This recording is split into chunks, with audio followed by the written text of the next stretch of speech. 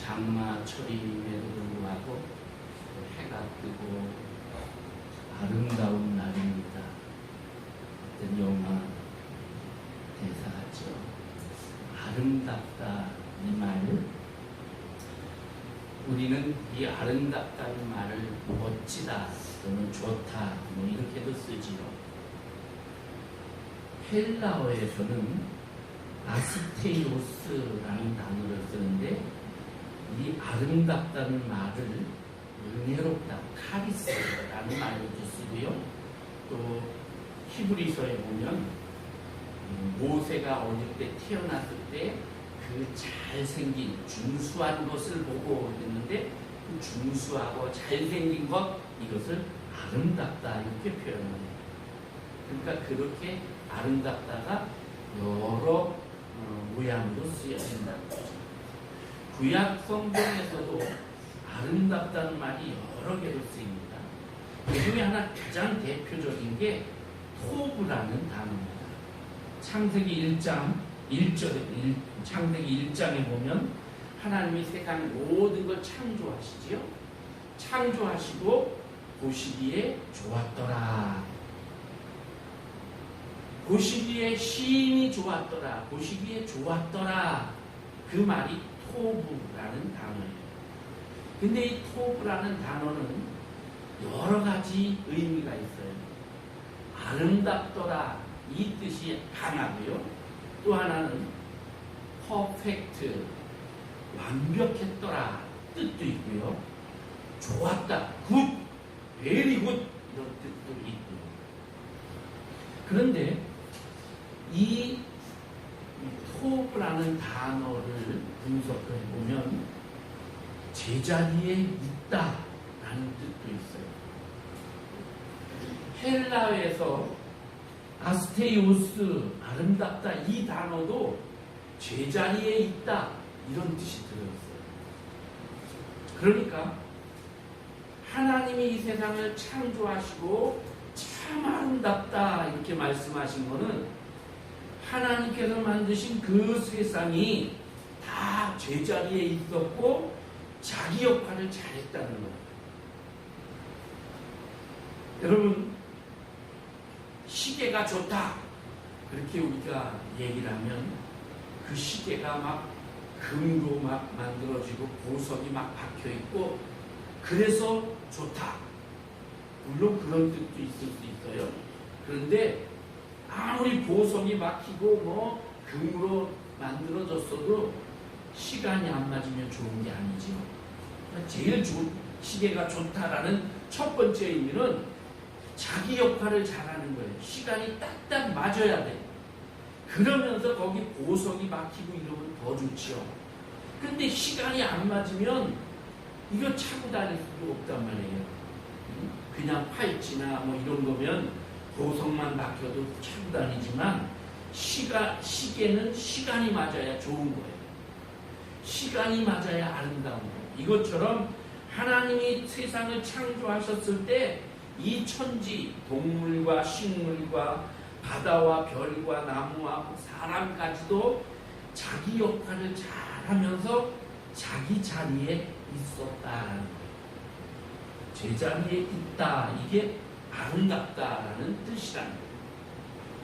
여러분, 물고기가 물에 있어야 아름다운 거지요. 물고기가 침대 위에 올라와 있으면 아름다운 거 아니에요. 흙이 밭에 있어서 식물을 막 자라게 해야 아름다운 거지요. 흙이 거실에 여기 바닥에 막 떨어져 있으면 이거 아름다운 게 아니에요. 마찬가지로 제자리를 지키고 있는 것, 꼭 있어야 할 곳에서 자기 역할을 잘하는 것, 이게 아름다운 거예요.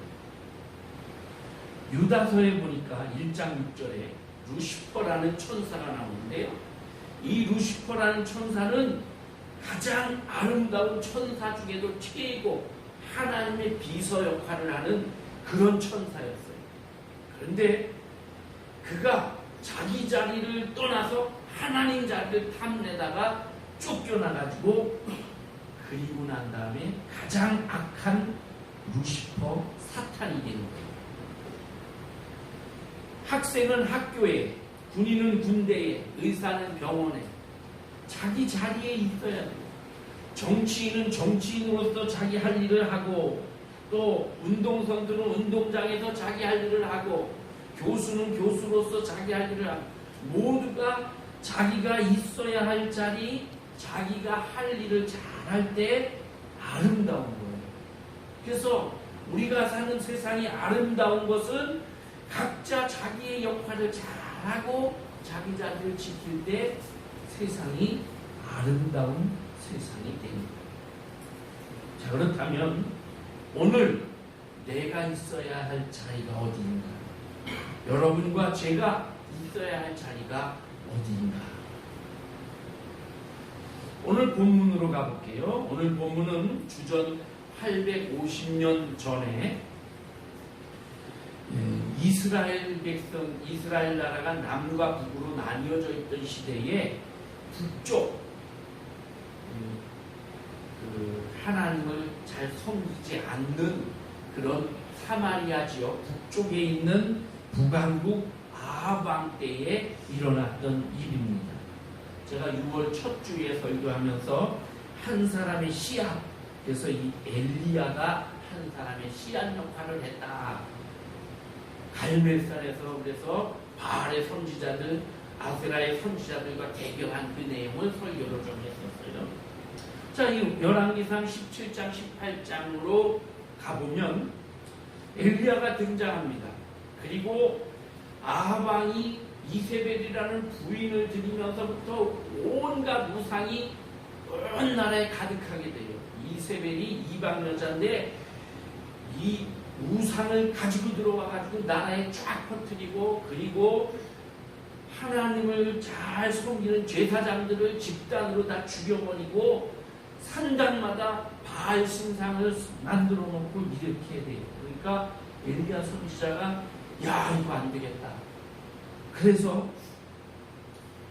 이 땅에 수년 동안 가뭄이 있을 것이다.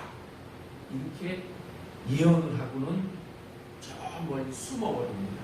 그리 시냇가라는 시냇가에 거기에서 텐트를 치고 혼자 조용히 살아요. 시냇물이 흐르니까 시냇물을 떠먹으면서 하나님께서 아침 저녁으로 떡과 고기를 까마귀를 통해서 물어다 주게 하십니다. 그 고기가 물고기였는지 아니면 무슨 육류였는지 그건 잘 모르지만 하여튼 그렇게 먹다가 성경에는 기간이 안 나와 있어요. 그런데 복음서와 이런 데를 보면 3년 6개월이라고 돼 있어요. 그래서 3년 6개월인데 6개월 동안 그 그리 시냇가에 있었던 것 같아요. 그러다가 시냇물이 다 쫄아 말라버렸어요. 물이 없어요. 떡만 갖다 주고 이거 갖고 못 살아. 그래서 어떻게 하나 하는데 하나님께서 너는 저 사렙다 지역에 있는 사르밧 과부에게로 가라. 그래서 하나님 말씀 듣고 그리로 가죠. 거기 갔더니 그 과부가 나뭇가지를 이렇게 줍고 있어요. 그래서 뭐하냐 그러니까 나뭇가지를 줍는다. 그래, 내가 지금 배가 고프니까 빨리 집에 가서 떡 하나 구워가지고 그래 와라. 그 나라는 떡을 주고 먹으니까, 그러니까 이 과부가 한숨을 푹 쉬면서 집에 떡가루 요만큼 있고 기름 몇 방울 있어서 내가 이 나뭇가지 주워가지고 불을 피워서 거기다 마지막으로 떡 구워가지고 우리 아들 하나 있는 아들하고 먹고 그 다음부터는 이제 먹을 게 없으니까 그리고 죽으려고 하는데 당신이 그 떡을 달라고 그러니까 그렇지만 제가 드리겠습니다 하고 내가 하라는 대로 해달라 그러니까 가서 떡을 구워가지고 이 엘리야에게 바쳐요. 그리고 엘리야가 그걸 떡을 다 먹고 나서 당신도 가서 떡을 구워 먹으시오 그러니까 아이고 참 답답하게 내가 지금 다 털어가지고 했다니까. 이러고 가보니까 가루통에 가루가 그대로 있고 기름병에 기름이 그대로 있는 거예요. 그래서 또 따라가지고 해서 떡을 구워 먹고 이렇게 하기를 3년을 했대요. 3년 후에 성경에 보면 3년 후에 온 나라가 가뭄에 젖어 있을 때 그럴 때 엘리야가 아합왕에게 가지고 백성들이 있는 데서 진짜 하나님이 누군지 시험을 하자. 나는 혼자지만 내가 옳은지 너희가 믿고 섬기는 저 바알과 아세라가 옳은지 대결하자. 갈멜산에서 만나자. 이래서 갈멜산에서 대결을 하지.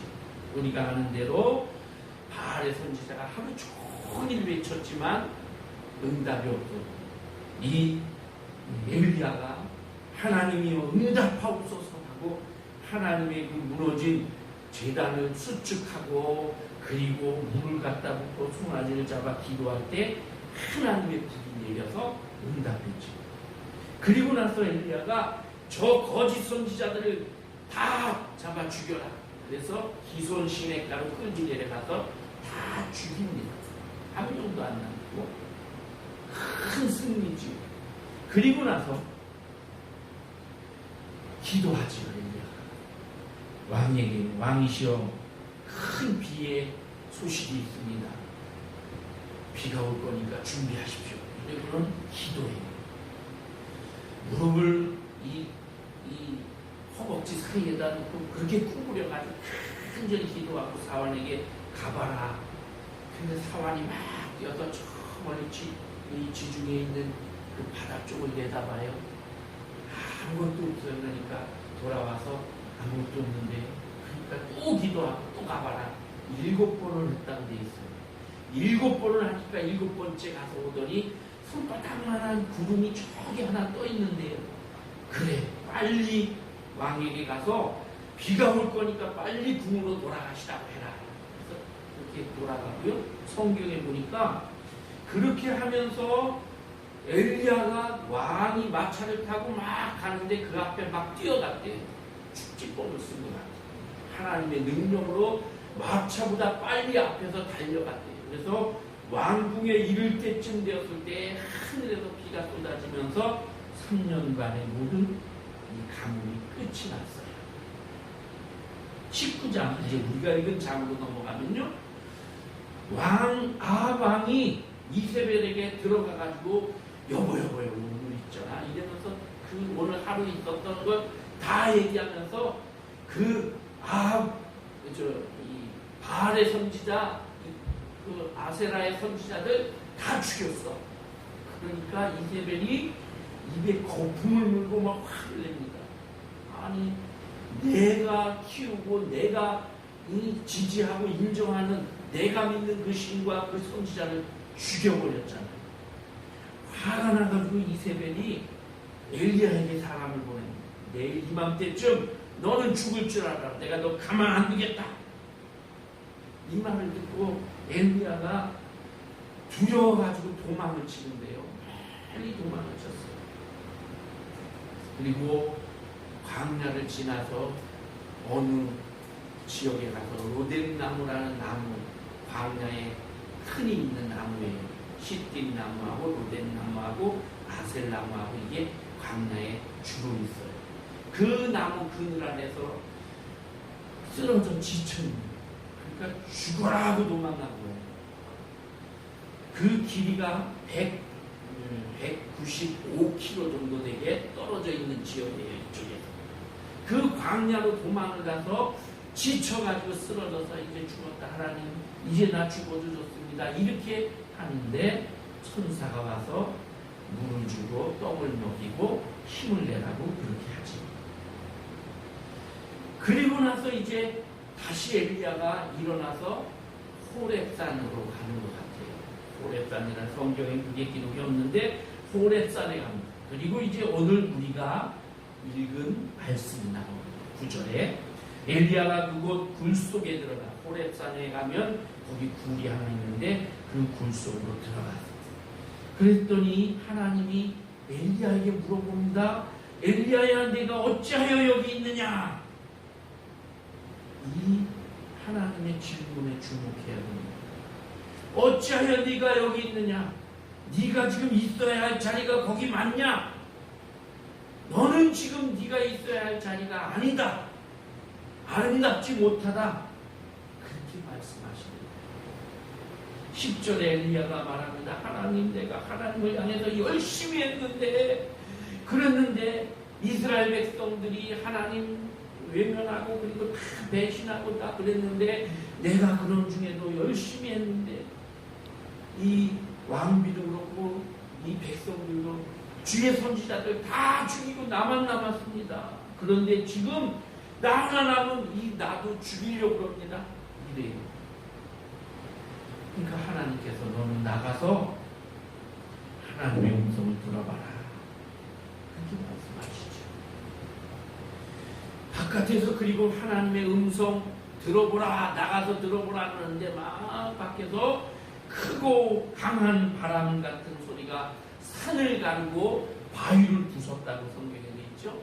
그렇게 소리가 막 바람 소리, 산이 부서지고 바위가 깨지는 소리가 나요. 근데 하나님 음성이 안 들려요. 그리고 조금 있다가 지진이 막 일어나요. 그런데도 하나님 음성 안 들려요. 불이 지나가요. 그런데도 하나님 음성이 안 들려요. 그리고 조용해지면서 세미하게 들리는 소리가 있어요.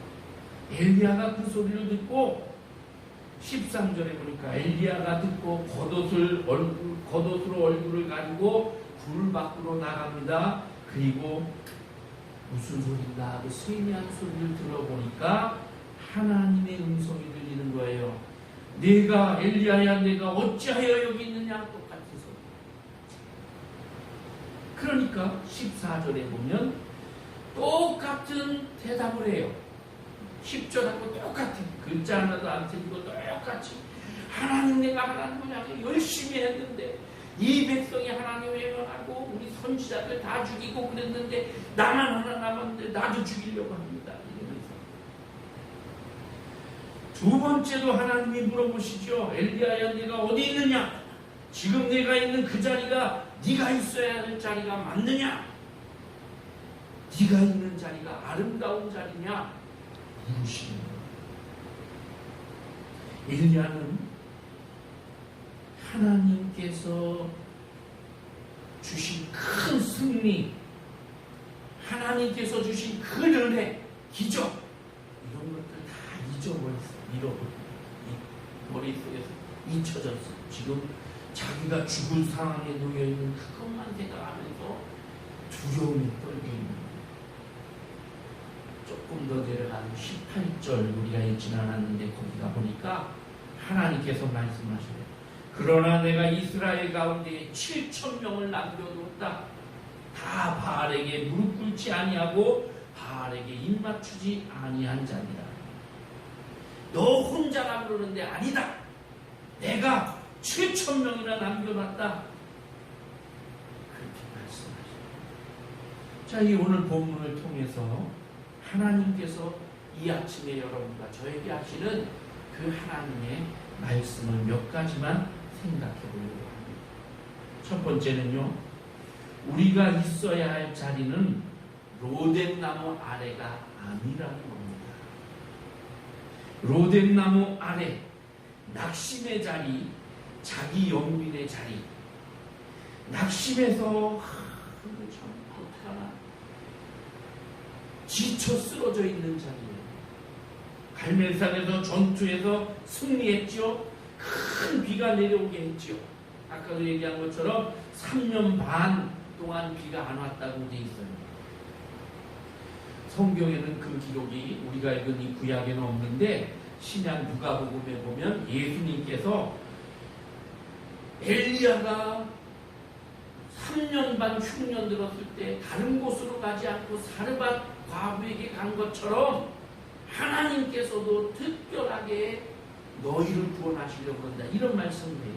그 다음에 야고보서 5장에도 보면 엘리야는 우리와 성정이 똑같은 사람이지만 하나님께 간절히 기도했더니 3년 반 동안 비가 내리지 않았다. 이 3년 반이라고 되어 있어요. 그래서 아마 그리시네가에서 6개월 또 과부에게 가서 3년 이렇게 있었던 것으로 추측을 해요. 어쨌든 그렇게 능력을 행하고 그랬더니 엘리야가 이세벨 왕비가 너 가만히 안 둬 죽여버릴 거야. 이를 부득부득 갈면서 자기 신의 이름으로 맹세를 하고 그러니까 19장 3절에 이 형편을 보고 그 상황을 보고 아이쿠야 큰일 났구나. 그때부터 도망을 치는 거예요. 자, 하나님이 지금까지 나와 함께 했어요. 불도 내려서 850명이나 죽여버렸어. 그 당당함은 어디로 가고 그리고 지금 완전히 야 이거 저구나 큰일 났구나 낙심해서 도망치는 거예요. 사람이 이 자기가 그렇게 큰 일을 했으면 이세벨이 그냥 무릎을 탁 꿇고 아이고 내가 잘못했어 이럴 줄 알았나 봐요.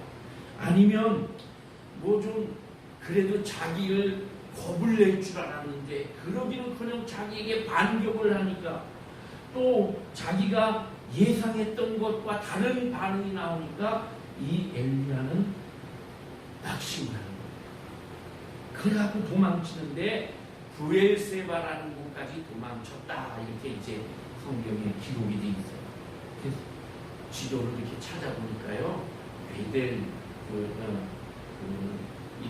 사마리아 지역 거기서부터 브엘세바까지는 남쪽 끝이에요. 성경에 보면 단에서 브엘세바까지 이런 표현이 많이 나오는데 우리나라로 치면 할라에서 백두까지 그럼 우리나라 이 지도 전체 북에서 남쪽 끝까지를 의미하는 것처럼 단에서 브엘세바까지는 단은 저 북쪽 끝에 있는 그런 도시예요. 거기서부터 브엘세바 여기는 옛날 요셉이 끌려서 팔려갔던 그 지역까지 그 브엘세바까지 도망을 간 거예요. 도망을 가가지고 도망치는데 제가 아까 얘기한 것처럼 195km나 되잖아요. 그러면 여기 도망치기까지 한 적어도 일주일은 걸렸을 거예요. 일주일 동안 막 죽어라 붙잡히면 이세벨이 군인을 보내서 자기를 잡으면 큰일 나니까 죽어라 하고 도망을 친 거란 말이죠. 그렇게 도망을 쳐가지고 가다가 더 이상 지쳐서 못 가게 되니까 그 로뎀나무 아래 푹 쓰러져서 하나님 이제 됐습니다. 난 죽어도 좋습니다. 이렇게 말하는 거죠. 로뎀나무 아래서 죽고 싶다고 말하는 이 비참하고 무능적해져 있는 낙심해 있는 이 엘리야. 근데 하나님은 너 왜 거기 있어? 거기는 네가 있을 자리가 아니야. 이렇게 말씀하시는 거예요. 천사를 보내서 어루만져 주시고 숯불에 빵을 구워서 물을 주시고 그러면서 엘리야에게 하시는 하나님의 말씀은 그 낙심의 자리에서 일어나라 이렇게 말씀합니다. 하나님은 우리의 연약함을 아시고 우리에게 하나님은 일어나라고 말씀하십니다. 혹시 여러분이 낙심의 자리에 있습니까? 지쳐 쓰러져 있습니까? 일어나라. 주님의 그 말씀 들으시길 바랍니다. 고린도후서 4장을 쭉 읽어보면 바울이 낙심하고 힘들고 어려운 가운데 우리가 사방으로 우겨쌈을 당하여도 쌓이지 아니하고 답답한 일을 당하여도 낙심하지 아니하고 박해를 받아도 고림받지 아니하고 거꾸로 트림을 당해도 망하지 않는다. 왜? 예수 그리스도로 인해서. 오늘 이 바울의 고백이 여러분과 저의 고백이 되기를 바랍니다. 네. 두 번째로요, 우리가 있어야 할 곳은 동굴 속이 아닙니다. 이 동굴, 호렙산의 동굴이라고 오늘 말씀 19장 그 앞에 19 그리고 그 위에 소제목이 써 있잖아요. 호렙산의 엘리야 이렇게 돼 있는데 이 호렙산의 엘리야 성경에는 호렙산에 갔다는 말이 없어요. 이 호렙산은 이스라엘 백성이 나중에 시내 산에 가서 십계명 받았던 그 산인데 거리를 제가 계산해 보니까 한 400km 이상 돼요. 그래서 이거 조금 뭔가 제가 시간이 없어가지고 더 살펴봐야 되는데 못 살펴봤거든요. 근데 조금 이상한 것 같다라는 생각이 드는데 어쨌든 성지순례를 가면 지금 시나이 반도 쪽에 있는 그 시내산, 그게 이제 천주교에서 1500년대에 여기가 시내산이다 이렇게 지정을 해줬던 곳이에요. 그래서 성지순례 글로 다녔는데 지금 와가지고 아니다, 거기가 아니고 사우디아라비아에 진짜 시내산이 있다. 제가 언젠가 창세기 얘기하면서 그 얘기도 했죠. 지도 보면서 거기에 있는 그 시내산이 진짜다. 그래서 지금은 그쪽 산을 시내산으로 여기는데 지금 갈 수가 없어요. 정치적으로 이렇게 막혀 있어요. 근데 이 시내산 성지순례 가면 거기에 이 엘리야의 동굴이 있습니다. 근데 그 동굴을 말하는지 어쩐지 모르지만 한 400km 이상 시내산, 진짜 시내산하고는 떨어져 있어요. 그런데 어떻게 시내산이라고 돼 있는지 모르지만 하여튼 그 시내산 호렙산의 동굴 그 안으로 들어갔어요. 성경에 보면 그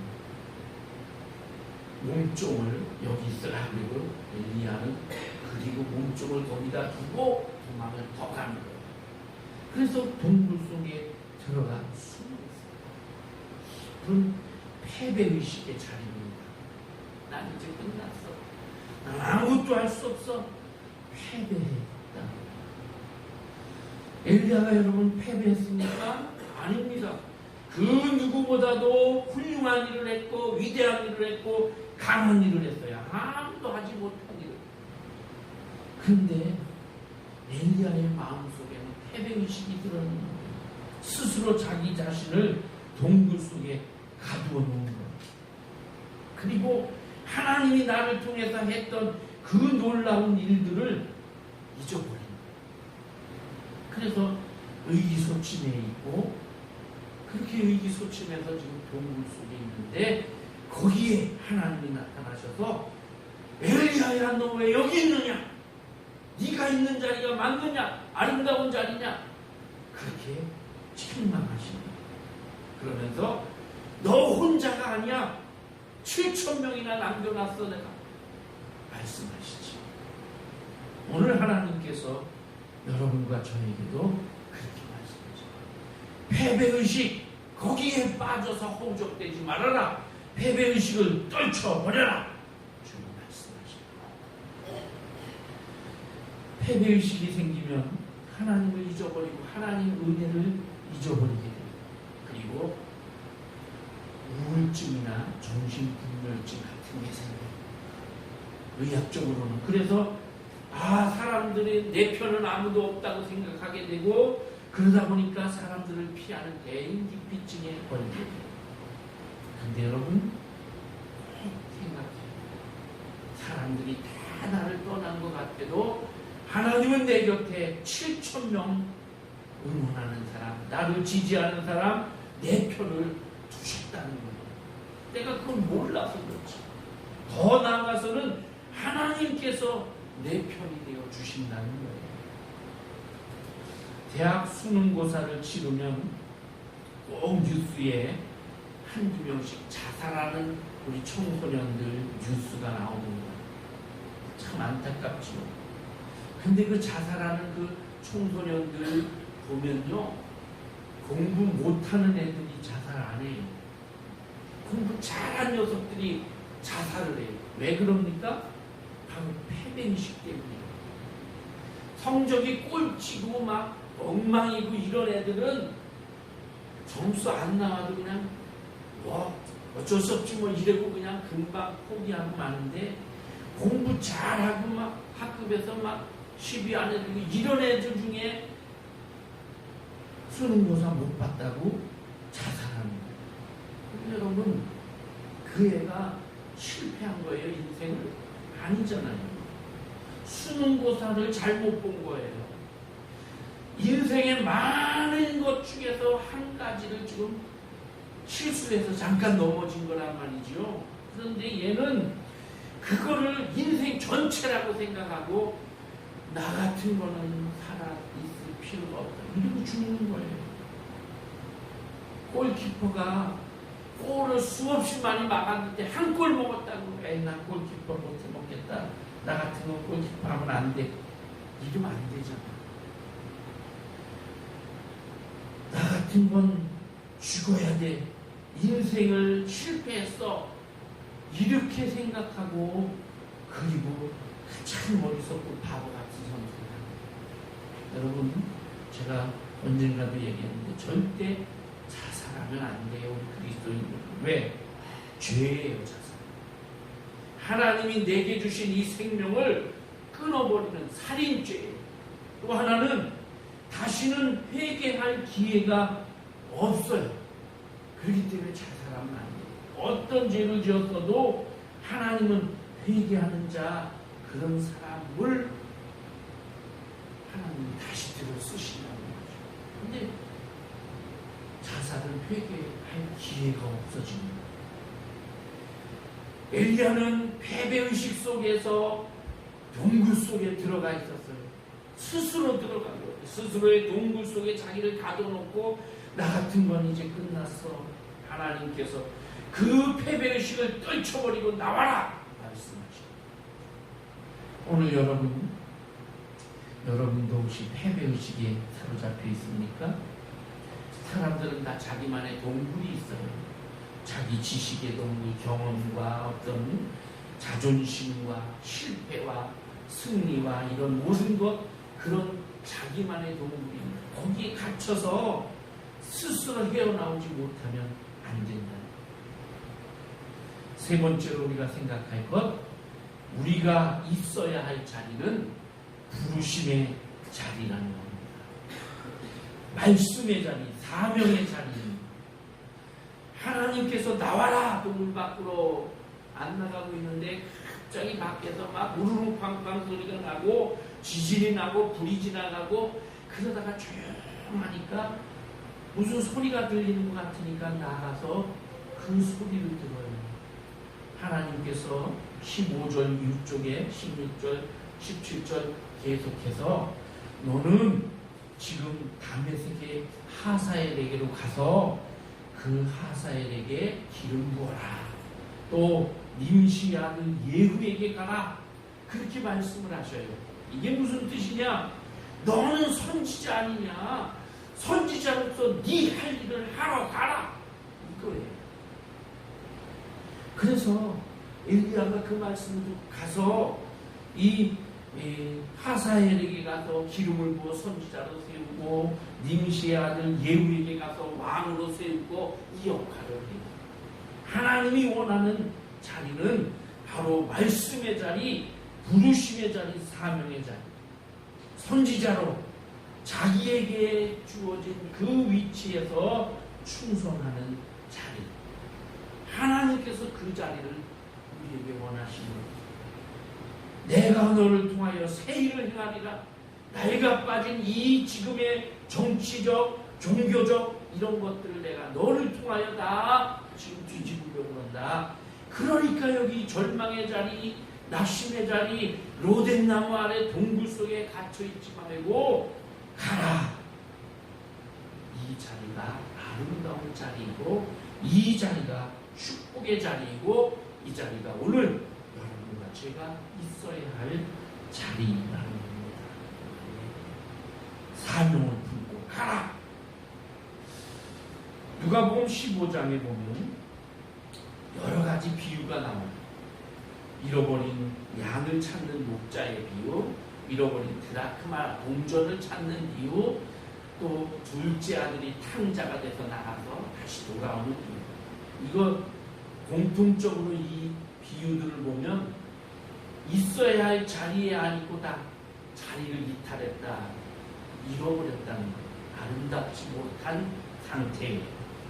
그런데 목자가 가서 찾고 동전을 잃어버린 여인이 온 집안을 다 뒤져서 찾고 탕자는 스스로 돌이켜서 자기 자리로 돌아오고 그렇게 제자리를 찾았어요. 그랬더니 기뻐했다. 그 주인들이 기뻐했다. 오늘 하나님께서도 자기 자리를 잃어버리고 있어야 할 자리가 아닌 자리에 있는 우리를 찾으셔야 되죠. 찾으시면서 돌아오면, 제자리를 찾으면 기뻐하고 사람들을 불러 잔치를 베풀고 냄새나고 더러운 아들을 끌어안고 내 아들아 잘 왔다, 그렇게 말씀하시는 겁니다. 사랑하는 성도 여러분, 저는 여러분 모두가 인생의 아름다운 자리에 있기를 기도합니다. 항상 내가 있어야 할 자리, 내가 있어야 할 그 자리에서 내 역할을 잘해서 정말 아름다운 인생을 사는 그런 여러분이 되기를 축복합니다. 아멘. 오늘 우리가 읽은 교동문 시편 1편이에요. 시편 시작하는 첫 장에서 복 있는 사람은 이렇게 시작을 해요. 복 있는 사람은 악인들의 길을 따르지 않고 죄인들의 길에 서지 않고 오만한 자들의 자리에 앉지 않고 오직 여호와의 율법을 즐거워하고 그 율법을 주야로 묵상하는 자로다. 복 있는 사람은 꼭 있어야 할 자리에 있는 사람, 그 사람이 복 있는 사람이고 아름다운 사람이다.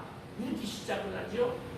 시편 제일 끝나는 150편 6절 끝절에 보면 호흡이 있는 자마다 여호와를 찬양할지어다 할렐루야, 이렇게 말씀합니다. 진짜 복 있는 사람은 자기가 있어야 할 그 자리에 있어야 되는 것이고, 그 사람은 여호와를 찬양하는 자리에 있어야 하는 것이다. 시편은 이렇게 시작해서 이렇게 결론을 맺고 있는 것입니다. 여러분의 인생이 아름다운 인생이 되기를 축복합니다. 엘리야야, 내가 어찌하여 여기 있느냐? 낙심의 자리, 패배의 자리, 로뎀나무 밑도 아니고 동굴속도 아니고 하나님의 음성이 들리는 그 사명의 자리, 말씀의 자리, 거기가 내 자리가 되어야 하는 것입니다. 여러분을 사랑하고 축복합니다. 기도하겠습니다. 하나님, 오늘 우리가 인생을 사는 동안에 수없이 많이 실패하기도 하고 내가 생각한 것과 다른 기대와 어긋나는 일도 당하고 또 때로는 너무 힘들고 낙심될 때도 있습니다. 그래서 우리는 로뎀나무 아래 지쳐 쓰러져 있고 동굴 속에 갇혀 있고 낙심의 자리에서 패배의식에 갇혀서 그렇게 살고 있는 저희들인 것을 가끔씩 생각해 봅니다. 하나님께서는 네가 왜 거기 있느냐? 우리에게 그 자리를 뛰쳐나오라고 말씀하십니다. 우리가 있어야 할 아름다운 자리는 그런 낙심의 자리, 패배의식의 자리가 아니라 하나님의 말씀을 듣고 하나님과 함께하는 사명의 자리, 부르심의 자리, 말씀의 자리입니다. 하나님, 오늘 우리에게 이 말씀 주셨사오니 우리가 주의 말씀 듣고 주님의 뜻을 따라서 사명의 자리로, 내가 있어야 할 그 자리로, 그래서 아름다운 인생을 사는 우리 모두가 되게 하여 주옵소서. 예수님의 이름으로 기도하옵나이다.